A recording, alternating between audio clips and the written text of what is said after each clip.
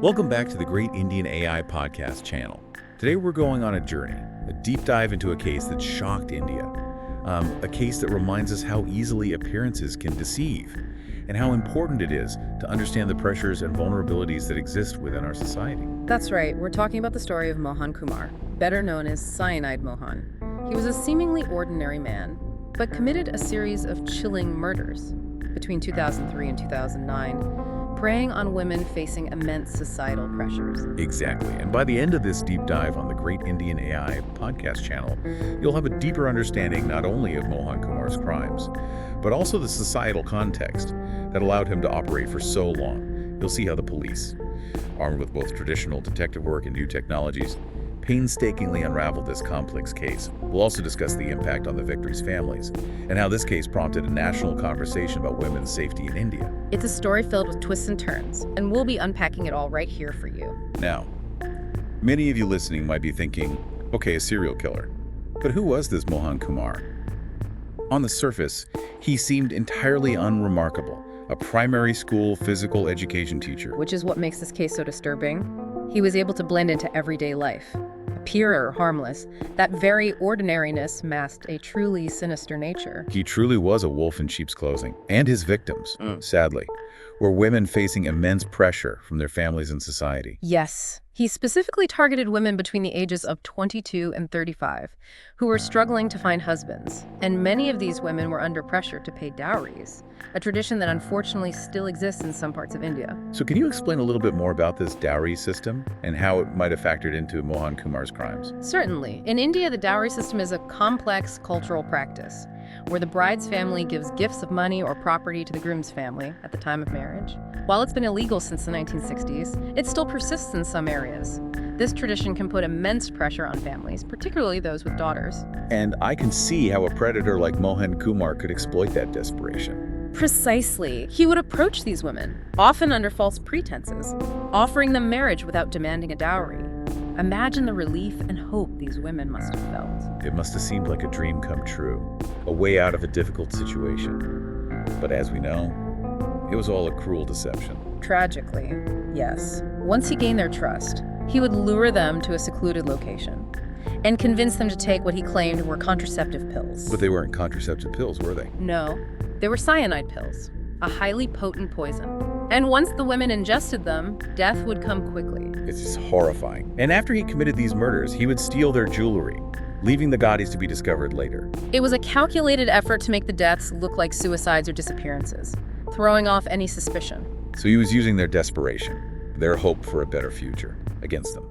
And because of the stigma often associated with women who were unmarried or struggling to find a husband, many families might have been hesitant to push for investigations. That's a heartbreaking reality.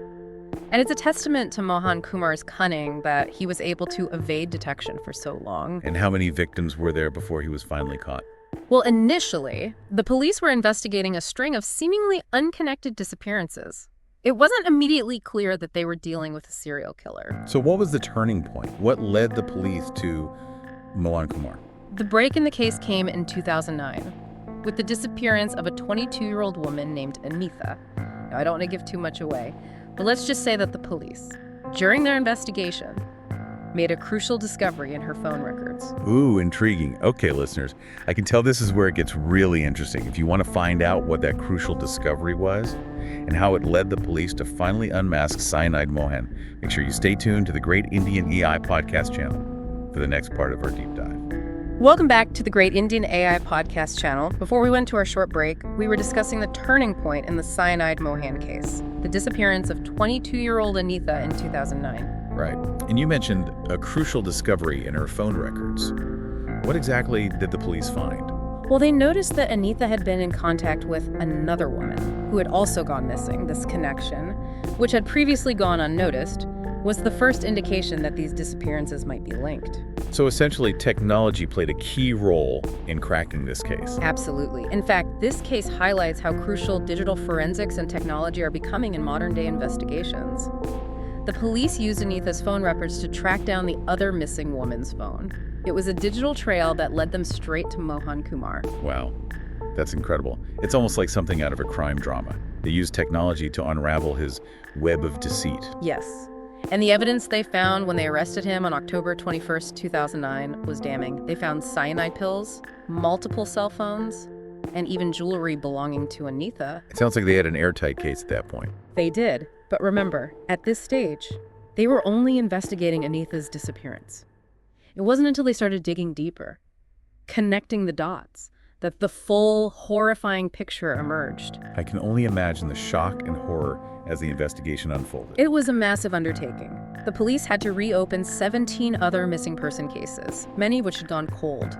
They had to meticulously piece together evidence, interview potential witnesses, and build a timeline of Mohan Kumar's movements. It must have been a painstaking process. It was, but they were determined to bring justice to the victims and their families. And as they delved deeper, the patterns became clear. The victims were all young women, all struggling to find husbands, all lured with the promise of a dowry-free marriage. And all tragically killed with cyanide. What a chilling reminder of how vulnerable people can be, especially when facing societal pressures. Exactly. This case exposes the dark side of societal norms and expectations, and how they can be exploited by individuals with malicious intent. Now the trial for Anitha's murder began in 2011 and lasted for 2 years. 2 years. That's a long time. What was the outcome? The prosecution presented a mountain of evidence against Mohan Kumar.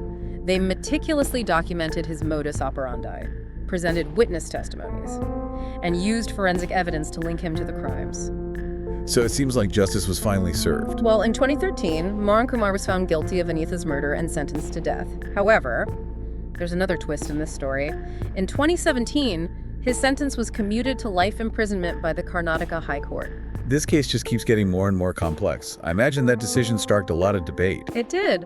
Some people believe that the death penalty was the only appropriate punishment. Given the severity of his crimes, others felt that life imprisonment, while still severe, was a more humane approach. It's a complex issue with strong arguments on both sides. Absolutely.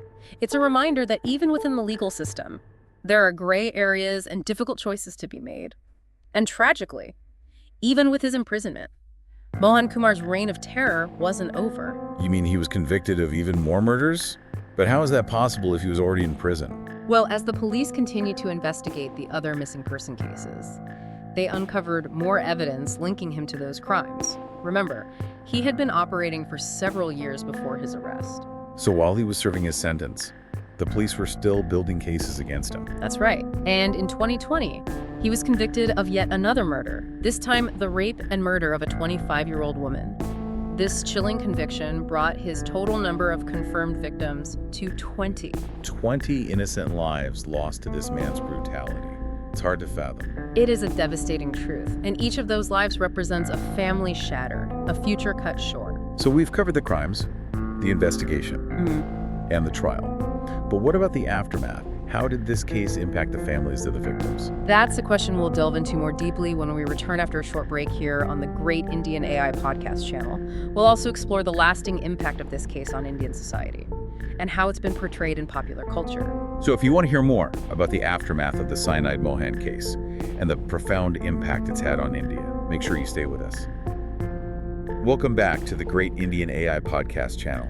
We've been delving into the deeply disturbing case of Cyanide Mohan, exploring his crimes, the investigation that brought him down, and the legal proceedings that followed. And before the break, we were about to discuss the human cost of this tragedy, the impact on the families of the victims. Yes, it's crucial to remember that behind the headlines and legal complexities, there are real people who have suffered unimaginable loss. 20 families forever changed by Mohan Kumar's actions. Absolutely. The emotional toll on these families is immeasurable. They've lost daughters, sisters, loved ones. They've had to grapple with the grief of sudden and violent deaths, compounded by the horrific circumstances surrounding them. And then there's the added burden of the stigma.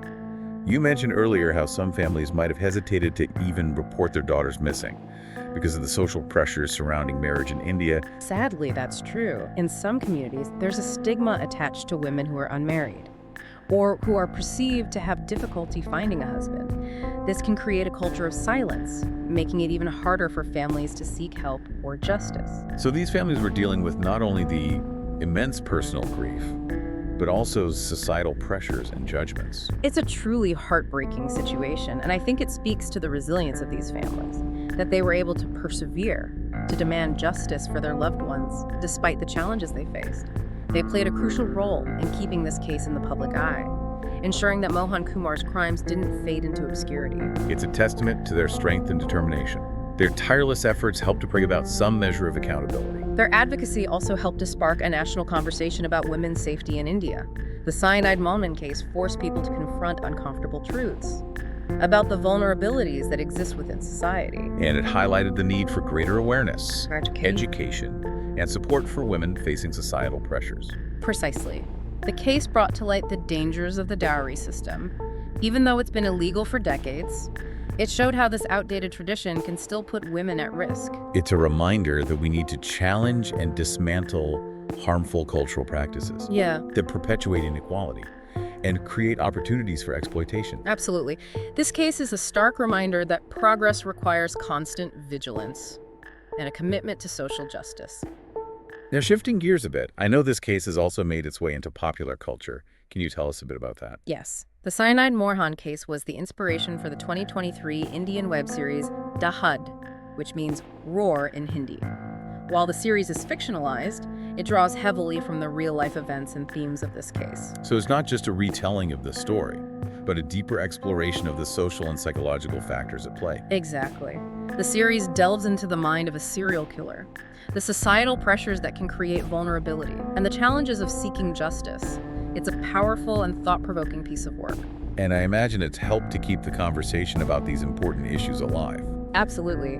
By bringing this story to a wider audience, Dahad has prompted discussions about women's safety, the dangers of societal pressures, and the importance of holding perpetrators accountable. It's a reminder that even in the face of darkness and tragedy, there can be opportunities for growth and positive change. That's a very insightful way to put it. This case, while horrific, has served as a catalyst for awareness, dialogue, and action. It's also a reminder that justice is a continuous process, a fight that must be waged on multiple fronts. Well said, and it's a fight that we must all be a part of. So as we conclude this deep dive into the Cyanide Mohan case here on the Great Indian AI podcast channel, what are some key takeaways you hope our listeners will remember? I think the most important takeaway is the importance of awareness. We need to be aware of the vulnerabilities that exist within our society, the pressures that individuals face, and the ways in which predators can exploit those vulnerabilities. And we need to be vigilant, to speak up when we see something wrong, and to support those who are vulnerable or marginalized. Exactly. Silence and apathy only embolden those who seek to harm others. We must create a culture of empathy, support, and accountability. Well, this has been an incredibly informative and thought-provoking discussion. Thank you for sharing your expertise with us today. It was my pleasure, and thank you for having me on the Great Indian AI podcast channel. And to all our listeners, thank you for joining us on this journey. If you found this deep dive into the Cyanide Mohan case insightful, please consider liking, sharing, and subscribing to the Great Indian AI podcast channel. Your support helps us to continue bringing you compelling and informative content. We'll be back soon with another episode, exploring a new story, a new issue, a new facet of India's rich and diverse tapestry. Until then, thank you for listening.